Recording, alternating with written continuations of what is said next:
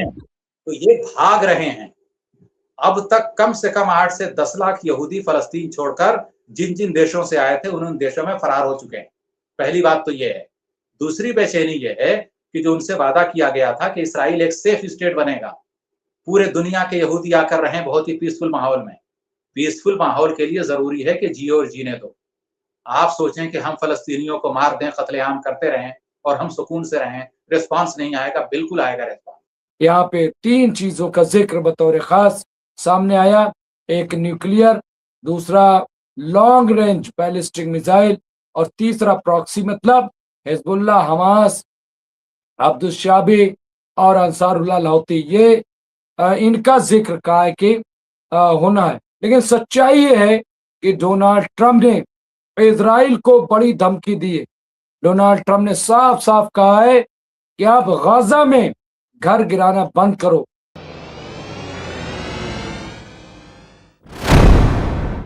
आदाब, मैं हूं मुमताज आलम रिजवी और इस वक्त मैं आपकी खिदमत में लाइव हाजिर हूं। बात करूंगा ईरान, अमेरिका, इजराइल और फिलिस्तीन के पूरे मसले पर, और जो भी इस वक्त का डेवलपमेंट है वो आपकी खिदमत पेश करूंगा। और कई अहम अपडेट्स हैं, बड़ी अपडेट्स हैं जो आपकी खिदमत पेश करना है, खास तौर से ईरान और अमेरिका के हवाले से, क्योंकि आज डोनाल्ड ट्रंप ने कई बड़ी बातें कही हैं। हालांकि कुछ मीडिया ये चला रहा है कि डोनाल्ड ट्रंप ने ईरान को धमकी दी है, लेकिन सच्चाई ये है कि डोनाल्ड ट्रंप ने इजराइल को बड़ी धमकी दी है। डोनाल्ड ट्रंप ने साफ साफ कहा है कि आप गाजा में घर गिराना बंद करो। ये कहा है तिल अवीव से, ये कहा है बेंजामिन नेतन्याहू से, और ये बहुत बड़ी बात एक तरह से डोनाल्ड ट्रंप ने कही। कई अहम खबरें यहाँ। सबसे पहले डोनाल्ड ट्रंप का कहना है कि मुत्तहिदा अरब अमारात यहाँ पे बम गिरा रहा है। सालसी के लिए पाकिस्तान, कतर का शुक्रिया। अमरीकी सदर ने मुत्तहिदा अरब अमारात समेत खलीजी ममालिक का शुक्रिया अदा करने से कबल पाकिस्तान और कतर में हमारे शराकत दारों को सराहा है। ये उन्होंने कहा है कि शुक्रिया एक तरह से कतर का भी और पाकिस्तान का डोनाल्ड ट्रंप ने अदा किया है। और ये मतलब खुशी का इजहार एक तरह से। आप ये देखिए कि डोनाल्ड ट्रंप खुश हो रहे हैं और उनको लग रहा है ये बहुत बड़ी जीत है, बहुत बड़ी कामयाबी है।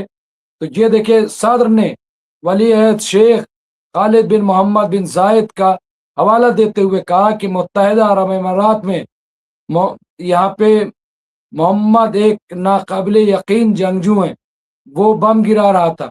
मैंने कहा वो तमाम बम कौन गिरा रहा है? मुत्तहिदा अरब अमारात था। ये मुत्तहिदा अरब अमारात था, यानी जो हमला कर रहा था। ये कह रहे हैं कि ये बहुत ज्यादा तो यूएई का जिक्र किया जाता। ट्रंप ने कहा कि खलीजी ममालिक गैर जौहरी मसाइल को हल करने के अमल में शामिल होंगे। अब कहा है कि जो न्यूक्लियर का प्रोग्राम है, जो परमाणु की बातचीत है जो होनी है, उसमें इन तमाम खलीजी ममालिक को, अरब ममालिक को शामिल किया जाएगा। इनका उसमें शामिल होना बहुत जरूरी है। ये आप देखिए, यहाँ पे ट्रंप ने कहा कि खलीजी ममालिक गैर जौहरी मसाइल, यहाँ पे बशमूल ईरान के बैलिस्टिक मिसाइल और प्रॉक्सी, यहाँ पे 3 चीजों का जिक्र बतौर खास सामने आया। एक न्यूक्लियर, दूसरा लॉन्ग रेंज बैलिस्टिक मिसाइल और तीसरा प्रॉक्सी, मतलब हिजबुल्लाह, हमास, अब्दुल शाबी और अंसारुल्लाह लाहौती। ये इनका जिक्र कहा है कि होना है। नंबर 2 खबर, दूसरी बहुत इंपॉर्टेंट खबर, तो यहाँ पे कहा है कि जब बातचीत होगी तो इन मुल्कों का उसमें शामिल होना बहुत जरूरी है। दूसरी बहुत इंपॉर्टेंट है, हमारे साथ जुड़ गए मेहमान, लेकिन मैं बहुत जल्दी जल्दी। ट्रंप का कहना है कि वो समझते हैं कि इजरायली रहनुमा डील से खुश हैं। इसराइल में अमेरिका ईरान मुआहदे की वसी पैमाने पर मजम्मत के दरमियान ट्रंप ने नेतन्याहू को बताया कि ये मुआहदा सबसे अहम चीज को महफूज बनाता है जो इजरायली वजीर आजम मांग रहे थे। ईरान के पास जौहरी हथियार न होने का हवाला उन्होंने दिया और कहा कि यही सबसे बड़ी मांग थी। मैंने बीबी से कहा बीबी आपका सबसे बड़ा खतरा ये था कि वो इजराइल के वस्त में जौहरी हथियार गिरा देंगे, यानी परमाणु बम गिरा देंगे इजराइल पे। उन्हें सिर्फ एक की जरूरत होगी और अब इजराइल नहीं होगा। ट्रम्प ने कहा कि अगर ईरान एक भी परमाणु बम गिरा दे इजराइल पे तो इजराइल खत्म हो जाएगा। उनको एक गिराने की जरूरत है और वो रोकना बहुत जरूरी था। तो यहाँ पे उन्हें सिर्फ एक, ट्रम्प ने इजरायली रहनुमा का उर्फी नाम इस्तेमाल करते हुए कहा, यानी बीबी जो है बेंजामिन नेतन्याहू, ये उन्होंने कहा। फिर उन्होंने कहा कि इसके बारे में सोचें बीबी, आपको बेहतरीन मिल गया, यानी अच्छा फायदा हुआ है। सबसे अहम चीज जिसके लिए आप पूछ रहे थे, तो मुझे लगता है कि वो खुश हैं। ये उन्होंने कहा कि बेंजामिन नेतन्याहू, जिनके बारे में कहा जा रहा है कि वो नाखुश हैं, पसंद नहीं किया, लेकिन वो खुश हैं। और ये डोनाल्ड ट्रम्प ने कहा और खुश होने की वजह बताई कि अब ईरान परमाणु बम नहीं बनाएगा। नंबर 3 बहुत इंपॉर्टेंट खबर, और फिर मेहमानों को। नंबर 3 ये कि ट्रम्प का कहना है कि अगर लोग सरमायाकारी करना चाहते हैं तो वो ईरान में सरमायाकारी कर सकते हैं, यानी इन्वेस्टर बन सकते हैं, वो ईरान में इन्वेस्ट कर सकते हैं। ये बहुत बड़ी बात है। देखिए 300 अरब डॉलर वो तय हो गया है, वो ईरान को मिलेगा। इसके साथ साथ सरमायाकारी के लिए कहा ईरान ने, अमेरिका ने, कि कोई भी जो चाहे वो ईरान में इन्वेस्टमेंट कर सकता है। इन रिपोर्ट्स के बारे में पूछे जाने पर कि अमेरिका ईरान एमयू में तामीर नौ के फंड में 300 बिलियन डॉलर शामिल है, ट्रम्प ने कहा कि हम कुछ नहीं कर रहे हैं। कहा कि इसमें हम कुछ भी शामिल नहीं है, लेकिन जो कर रहे हैं वो ठीक कर रहे हैं। हम ईरान में पैसा नहीं लगा रहे, लेकिन अगर लोग सरमायाकारी करना चाहते हैं तो वो सरमायाकारी कर सकते हैं। उन्होंने पहले दिन के रिमार्क्स को दोहराते हुए कहा। सदर ने मजीद कहा है कि 300 बिलियन डॉलर सिर्फ इस सूरत में सामने आएंगे कि अगर वो चीजें ठीक कर रहे हैं, लेकिन इसकी वजाहत नहीं की है। तो यहाँ पे देखिए, ये ईरान को अपने आप में एक बड़ी राहत के तौर पे हम देख सकते हैं यहाँ पे मिल रही है। तो बहरहाल इन तमाम इश्यूज पे हम बातचीत करेंगे। और हमारे साथ जुड़ गए हैं अब्दुल वाहिद साहब, मैं उनको स्क्रीन पर ले लेता हूँ। गला थोड़ा ठीक नहीं है, इसलिए मैं बहुत ज्यादा अपडेट नहीं। अब्दुल वाहिद साहब का बहुत बहुत इस्तकबाल है, खैर मकदम है। सीनियर पॉलिटिकल एनालिस्ट हैं, कॉलम निगार हैं, सीनियर जर्नलिस्ट हैं और मिडिल ईस्ट पे बड़ी गहरी नजर रखते हैं। मैं उनका इस्तकबाल करता हूँ, खैर मकदम करता हूँ। अब्दुल वाहिद साहब, बहुत सारी चीजें क्लियर हो रही हैं, लेकिन डोनाल्ड ट्रंप कह रहे हैं कि भाई इजराइल तो खुश है, बेंजामिन नेतन्याहू खुश है। बीबी को हमने कहा कि भाई अगर ईरान परमाणु बम बना लेता, एक भी बम फेंक देता, तुम तो खत्म हो जाते, पूरा इजराइल तबाह हो जाता, तो हमने तो रोक दिया। तो उनका कहना है कि बेंजामिन नेतन्याहू बहुत खुश है, कोई कहीं कोई प्रॉब्लम नहीं है। एक और खबर आई कि तिल अबीब से कहा है बहुत साफ साफ कि आप गजा में बम गिराना बंद करो, आप लेबनान में बम घर गिराना बंद करो, ये ठीक नहीं है। तो ये भी बात है, कैसे देख रहे हैं पूरे हालात को? देखिए, ऐसा है कि एक चीज वाज़ेह है कि लिमिटेशंस यानी हुदूद सबके लिए मुकर्रर हैं दुनिया में, और दूसरी सबसे बड़ी है चीज जो हमें तारीख से सीखनी चाहिए कि कुदरत जो है, फितरत, वो जो है किसी भी कौम के इज्तिमाई गुनाह को कभी माफ नहीं करती। कुछ चीजें ऐसी हैं जिसका बदला इसी दुनिया में मिलता है, उन्हीं में से एक इसराइल है जिसको हम देख रहे हैं। क्या कभी कोई जो है ये सोच सकता था कि इसराइल के वज़ीर दिफा को अमेरिका का वीज़ा नहीं मिलेगा? क्या कभी किसी के वहमो गुमान में ये बात थी कि ये जो है अंतर्राष्ट्रीय तौर पर आतंकवादी घोषित होंगे? इसराइल का सिटिंग प्रधानमंत्री अपने ओहदे पर रहते हुए जो है वार क्रिमिनल घोषित होगा? ये सारी चीजें इसी दुनिया में हो रही हैं। और जो लोग गजा के लोगों की मौत पर जश्न मनाते थे, इसराइल के यहूदी, वहां बाकायदे लाइव टेलीकास्ट होता था, बड़ी बड़ी स्क्रीन पर फलस्तीनियों की चीखें सुनकर ये खुश होते थे और मिठाइयां बांटते थे। आज उनकी सूरत हाल क्या है? जब ईरान ने बमबारी की, मिसाइल्स वगैरह गिराए इसराइल के मुख्तलिफ शहरों पर, तो इनकी सूरत हाल क्या थी? कुल मिलाकर यह है कि एक फारसी का कौल है, तंग आमद बजंग आमद, किसी को इतना तंग मत करो कि फिर आपके लिए अरसा हयात तंग हो जाए। पूरी दुनिया का एक नियम है, जियो और जीने दो। एक चींटी को भी जब हाथी बहुत ज्यादा परेशान करता है तो उसके सूंड में घुस जाती है और हाथी की जान ले लेती है चींटी। हमने अगर भारत के हम सिनेरियो में बात करें तो भारत के अंदर एक महाभारत की लड़ाई हुई थी। कौरवों ने बोला था कि हम 1 इंच जमीन भी पांडवों को नहीं देंगे। एंड रिजल्ट क्या रहा पूरी दुनिया जानती है, भारत के लोग तो जानते ही हैं। इतने सारे वर्जन आ गए महाभारत के, दसियों वर्जन, कि भाई लोग तो सब कुछ जानते ही हैं कि एंड रिजल्ट क्या था। तो कुल मिलाकर यह है कि किसी भी फरीक को यह सब सोचना सेकेंड वर्ल्ड वॉर के बाद, बल्कि फर्स्ट वर्ल्ड वॉर के बाद से ही जो पूरा वेस्ट है, एक किताब है ओरिएंटलिज्म के ऊपर एडवर्ड सईद की।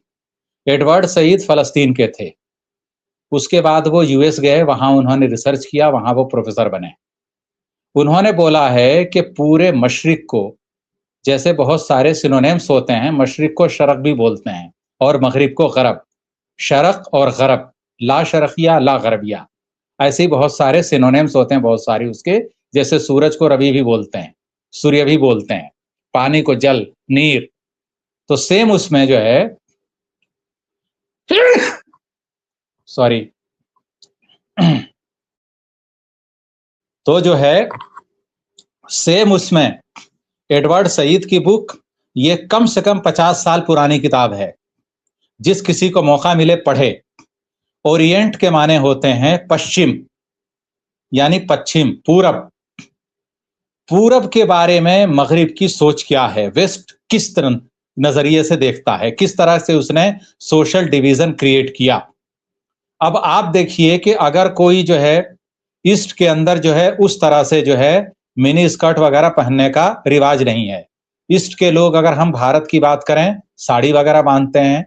अरब वगैरह में जाएं, वहां जुब्बा है, अबाया है, बहुत सारी चीजें हैं। ईरान में जाइए, वहां का एक अलग है, डिफरेंट कल्चर है। तो आप देखिए कि ईस्ट के अंदर इथोपिया वगैरह जाइए, थाईलैंड वगैरह जाइए, इधर जाइए, यहाँ वाला कल्चर दूसरा है। कुल मिलाकर ये है कि ये जिस तरह से उन्होंने बताया, और आज उन्होंने एक पूरा माइंडसेट डेवलप किया। जैसे ही हम किसी गोरे को देखते हैं सूटेड बूटेड आया, फौरन हमारा जो है एक जो है एहसास कमतरी के अंदर हम जो है मुब्तला होते हैं और फौरन झुक जाते हैं। देखिए कितना अच्छा पहने हुए। भाई अगर भारत का कोई आदमी कुर्ता पैजामा पहने हुए है, उसके ऊपर जवाहर कट या कुछ भी है पहने हुए, वास्कट वगैरह, सदरी वगैरह, उसमें क्या है कमी? तो कुल मिलाकर ये पूरा माइंडसेट बनाया गया। इसके ऊपर बड़ी-बड़ी यूनिवर्सिटीज उन्होंने बनाई। भारत के अंदर फोर्ट विलियम कॉलेज बहुत मशहूर है कोलकाता का। कैसे बनाया गया? कैसे उर्दू और हिंदी भाषा का डिवीजन हुआ भारत के अंदर?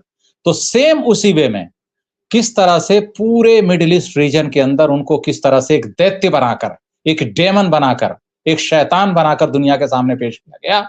और वो जो है बुक है पूरी जो है अवेलेबल है। तो इस तरह की किताबें भी पढ़नी चाहिए ताकि हमें मालूम हो कि वेस्ट ने सिर्फ मिडिल ईस्ट वगैरह को लेकर ही साजिश नहीं की है, पूरे ईस्ट वगैरह को लेकर उन्होंने नई नई जो बातें गढ़ी हैं। तो उसी के अंदर बात यह भी है। और आप देखिए जो दौर आने वाला है, इसराइल ने हिटलर को फेल कर दिया है। हिटलर के नाम से जो मजालिम बताए जाते हैं दुनिया में कि भाई ये किया वो किया, ईरान में तो सिर्फ एक स्कूल को निशाना बनाया गया, ईरान के बहुत सारे हॉस्पिटल वगैरह गिराए गए, लेकिन पूरे ईरान वार में इतने मासूम बच्चे नहीं मारे गए जितने सिर्फ फलस्तीन के अंदर इसराइल ने मारे हैं। तो आप बताइए कि भाई क्या है ये सूरत हाल? तो इसराइल जिस तरह से तनहा हो रहा है, G7 के अंदर इसराइल के बारे में जिस तरह की बातें आ रही हैं, जिसकी ब्रीफिंग आपने अभी अपने इंट्रोडक्टरी रिमार्क्स वगैरह में दी हैं, तो आप बताइए क्या ये जो है एक मतलब एक अलार्मिंग साइन ज़ायनिस्ट या ज़ायनिज्म के उसके लिए नहीं है, नजरिए के लिए? बिल्कुल है ये। तो असल नजरिया क्या होता है? नजरिया वो होता है जो बरसरे इख्तिदार हो, यानी हाकिम हो या महकूम हो या सत्ता से बाहर हो, वो हमेशा जो है विमर्श के केंद्र में रहता है। इसे बोलते हैं आइडियोलॉजी। ईस्ट की आइडियोलॉजी ये है ईस्ट के अंदर एक से एक सोशल रिफॉर्मर पैदा हुआ। अगर हम अंबियाए कराम को ग्रेट सोशल रिफॉर्मर मान लें तो हुजूर जो है आखिरी है उसकी। तो उसी तरह से बहुत सारे लोग जो है, तो ये जब हम तारीख पढ़ते हैं, अल्लाह तबारक व तआला ने हर कौम के अंदर भेजे लोग, लेकिन जो सेंटर है पूरे दुनिया का, जो मरकज है, वो यही एरिया है, यही मिडिल ईस्ट का है, जिसको हम भारत के लोग मगरबी एशिया बोलते हैं। तो कुल मिलाकर ये है कि जो इस तरह से डेमोनाइज किया गया, अब वो वेस्ट का नजरिया, अब वो खुद दुनिया जो है उसको जो है देख ले उस आईने में कि इनका चेहरा कैसा है। मंजर भोपाली का एक शेर है कि आओ तुम भी पास आओ, रोशनी में नहला दें, जिसको छू लिया हमने आईना बना डाला। तो आज जो है सूरत हाल ये है कि पूरे मशरिक वुस्ता, मिडिल ईस्ट, फलस्तीन के बच्चों के उसमें जो है दुनिया देख ले कि दुनिया में क्या हो रहा है और ये कितने सफाक लोग हैं, सिविलाइजेशन और ह्यूमन राइट्स का ढिढोरा पीटने वाले वेस्ट के लोग। लेबनान के अंदर बमबारी जारी है इसराइल की। ये सब बातें सिर्फ जबानी जमा खर्च हैं, इसके अलावा कुछ नहीं है कि भी हमने इसराइल से बोला फलस्तीन पर अटैक बंद करो, ये सब बंद करो। उस वक्त तक लेबनान और उस पर अटैक बंद नहीं होगा जब तक कि वहां से बेफिटिंग रिस्पॉन्स इसराइल को नहीं मिलेगा। दूसरी बात, ये बहुत तशवीशनाक पहलू, कल भी हमने इस पर थोड़ी सी बात की थी, आज मैं थोड़ा इसमें डिटेल से रोशनी डालूंगा। वो है अहमद अल-शरा से डोनाल्ड ट्रंप की बातचीत। सीरिया के अंदर आज बहुत सारे अखबारात ने शाया किया है, बहुत सारी न्यूज एजेंसीज के अंदर वो है खबर कि अहमद अल-शरा का इस्तेमाल किया जाएगा कि किस तरह हिजबुल्लाह और हमास को ठिकाने लगाया जाए। सवाल ये पैदा होता है कि एक जो है, जब हम जो है आज से 500-600 साल पहले जाते हैं, सलाहुद्दीन अय्यूबी, हर मुसलमान जानता है कौन थे जिन्होंने फलस्तीन सबसे पहले फतेह किया। दूसरी बार, सबसे पहली बार हजरत उमर रज़ियल्लाहु अन्हु के दौर में, और उसके बाद सलाहुद्दीन अय्यूबी। सलाहुद्दीन अय्यूबी ने जब फतेह किया, उनकी जो है हेडक्वार्टर क्या था? दमिश्क था, सीरिया था। कितनी दूर है फलस्तीन से? सामने है बिल्कुल। उस फलस्तीन को फतेह करने में 15 से 20 साल लगे सलाहुद्दीन अय्यूबी को। क्यों लगे? वो जैसे ही फलस्तीन फतेह करने के लिए बंदा आगे बढ़ता था, फौरन बहरीन वाले, यूएई वाले, दूसरे सऊदी अरब वाले, मिस्र वाले, ये सारे बगावत करते जाते थे पीछे से। वो जैसे ही आगे बढ़ता, उसको दोबारा पीछे आना पड़ता, फिर इन बागियों को कुचलना पड़ता। यही सूरत हाल आप मौजूदा दौर में देखिए। जो लोग बोलते हैं कि भाई फलस्तीनी मारे जा रहे हैं, सबने देखा, तो अगर हम मुहर्रम का महीना शुरू हो रहा है, आप देखिए करबला के अंदर हुजूर के नवासों का कत्ल हुआ, क्या मिल्लत इस्लामिया देख नहीं रही थी? खामोश नहीं थे लोग, तमाशाई नहीं थे? उसी मैदान जंग के अंदर, उसी करबला में लोग उनके पीछे मुख्तदी थे, नमाज पढ़ते थे, और उन्होंने ही तीरों की बारिश की। तो आप बताइए कि भाई ये किस तरह की है कौम? ये सूरत हाल क्या है वहां पे? जो आपने बताया कि यूएई की उन्होंने पीठ थपथपाई, मुझे लगता है ये तौहीन है। शर्म से डूब मरना चाहिए किसी उसको कि उसके जो है फाइटर जेट ईरान के ऊपर बमबारी कर रहे थे। तो ये जो है सूरत हाल है, अफसोसनाक है, लेकिन ये है कि सजा सबको मिलेगी। कल एक और बात कही थी मैंने, वो भी थोड़ा सा मैं उसकी आज डिटेलिंग कर दूं कि जो लोग बोलते थे कि भाई यूएई एक तरह से मिडिल ईस्ट के अंदर मईशत का बहुत बड़ा हब है, वो हब था, वो स्वर्ण युग था। जैसे अमेरिका का स्वर्ण युग था, वैसे यूएई का स्वर्ण युग था। यूएई की मईशत गई तेल लेने। इस तरह के अल्फाज में बहुत रेयर ऑफ द रेयरेस्ट करता हूं, बाजारू लैंग्वेज है ये, लेकिन बहरहाल क्यों? क्योंकि गवादर डेवलप होगा, ईरान के अंदर इन्वेस्टमेंट आएगा, चाइना, उसके अलावा रशिया का जो नॉर्थ साउथ कॉरिडोर है वो डेवलप होगा। अब आप बताइए कि इसके असरात क्या होंगे? चाबहार जो है पोर्ट, बंदर अब्बास वगैरह कहां जाएंगे? इसका मतलब यह है कि दुनिया की मईशत का मरकजो महवर अब ईरान बनने जा रहा है, और साउथ एशिया के अंदर पाकिस्तान का गवादर पोर्ट बनने जा रहा है। जो लोग इसराइल जैसे मुल्कों को, इंसानियत के दुश्मनों को मदरलैंड फादरलैंड जो भी मानते हैं, ये उनके लिए भी एक अलार्मिंग साइन है, अवेकनिंग साइन है, आई ओपनर है। अपनी आंखें खोल लें, देख लें क्या है लिखा हुआ। तो कुल मिलाकर जो है G7 ने एक लकीर खींच दी है आज। खुद जो है तो डिवीजन क्रिएट हो गया है। जिस दैत्य को वेस्ट ने क्रिएट किया, इसराइल को बिठाया, वो आज भस्मासुर बन गया है। तो कुल मिलाकर सूरत हाल ये है। जी मुमताज भाई। बिल्कुल सही कह रहे हैं कि भस्मासुर लफ्ज अच्छा इस्तेमाल किया आपने। लेकिन अब्दुल वाहिद साहब, जिस तरह से हम देख रहे हैं कि इसराइल में बड़ी बेचैनी है। उसको लग रहा है कि भाई ईरान तो सब कुछ पा गया। यानी कहाँ मकसद क्या था, रिजीम चेंज करना, मकसद क्या था ईरान को तबाह करना, ईरान पे कब्जा करना। लेकिन अब तो ईरान को अगर जितनी छूट की बात हो रही है, मैं समझता हूँ कि बहुत बड़ी बात है और बहुत इम्पोर्टेंट है।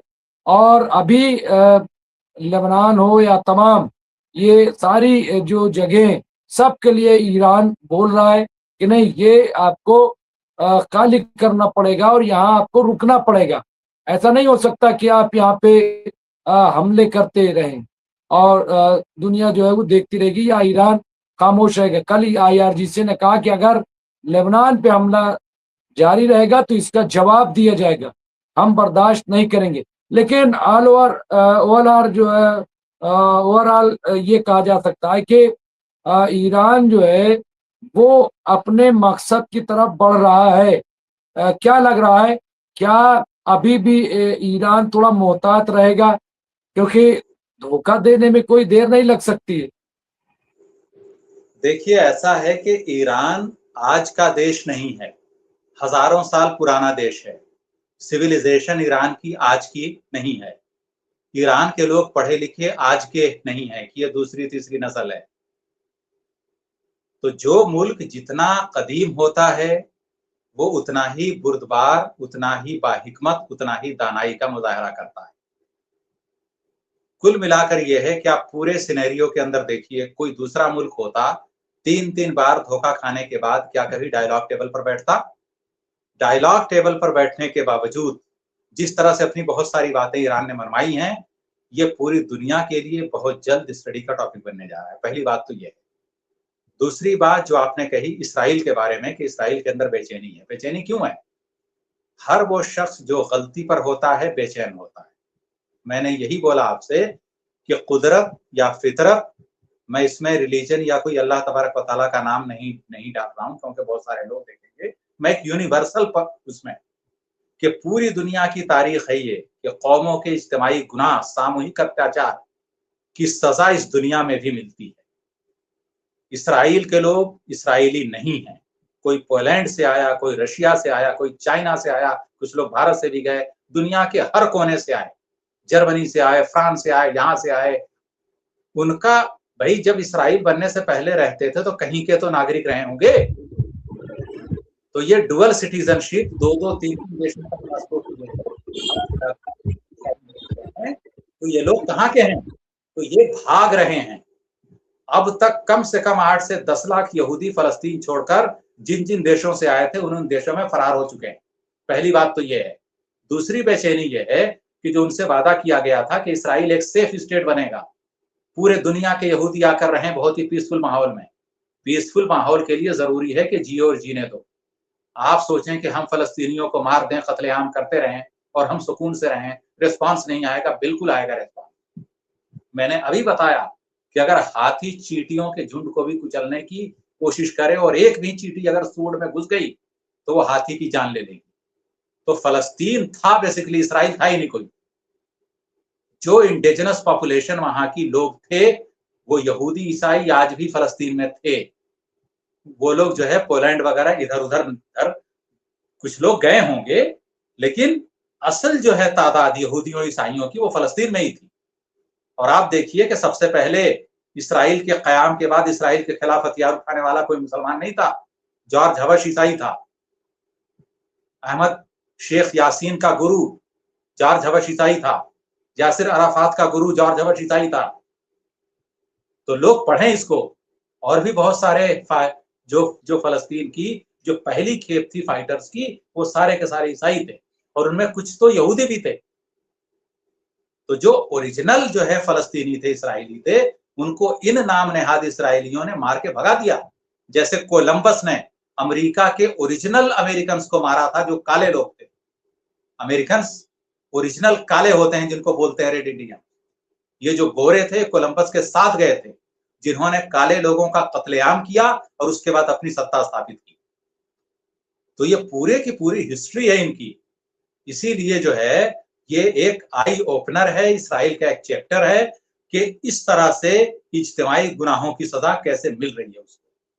तो बेचैनी इसलिए है कि वो जिसका सपना लेकर के आए थे, जब वो खुद जालिम बन गए तो उनके साथ क्या हुआ इसी दुनिया के।